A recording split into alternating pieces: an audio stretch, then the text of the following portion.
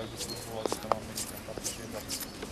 No ale my to máme urobené tak, že to budeme prešli, piatok, sobotu, to je bola chata pod spoločnosti. Nie.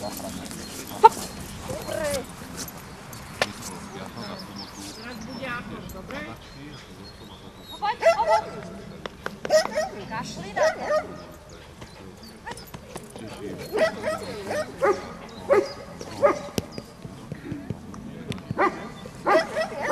Vásik, prestaň. Pus. Je to stačí pod stačníkom, ale tie skaly sa volajú... Končí sa teda skala jedna, na tú a oni tie druhé skaly sa volajú A zostaň. Posunkový povel je hneď tak. A nechoď ďalej, stačí ti len tam. Aby si si ho mohol hneď dať.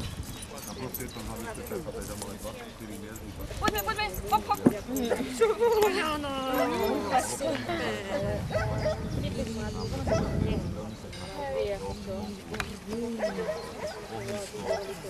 A otoč sa k nemu.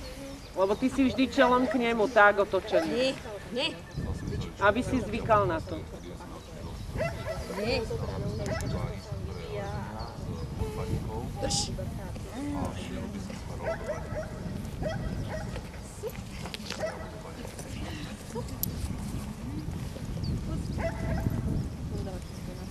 Ja budem rozpočívať maily, že nejdeme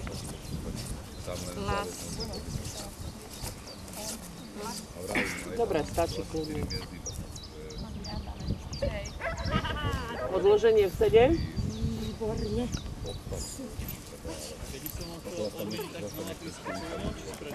Zozadu choď. Áno, normálne obídi, čupni si k nemu, odmeň ho, zase sa postav, ukáž mu len posunkový povel, zostaň a odchádzaš. Kľudne to môže spraviť. Budú tam nejaké 3 štandy porobené, takže akože bude to, máme nebude to čakať.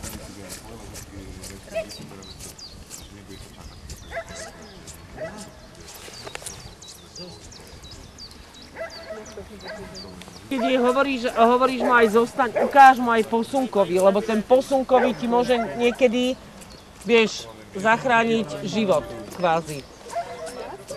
Pri skúškach, lebo posunkový si rozhodca nemusí tak všimnúť, ako keď hlasový počuje.